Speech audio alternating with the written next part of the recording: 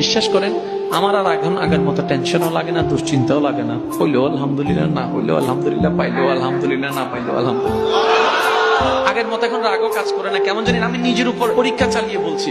আপনি শুধু আপনার দুশ্চিন্তায়, টেনশনে, ভয়ে, তারপরে আপনার কেউ এসে বদনামের কথা শোনাচ্ছে, কেউ আপনার ক্ষতির কথা শোনাচ্ছে, কি করবেন ভবিষ্যতে এটা নিয়ে শোনাচ্ছে। শুধু আপনি একটা মাস, আমার কথাটা রাখেন, একটা মাস আপনি বুঝেন না বুঝেন, শুধু মনে মনে এদিকে শুনবেন আর মনে মনে বলবেন আলহামদুলিল্লাহ, আলহামদুলিল্লাহ, আলহামদুলিল্লাহ, আলহামদুলিল্লাহ।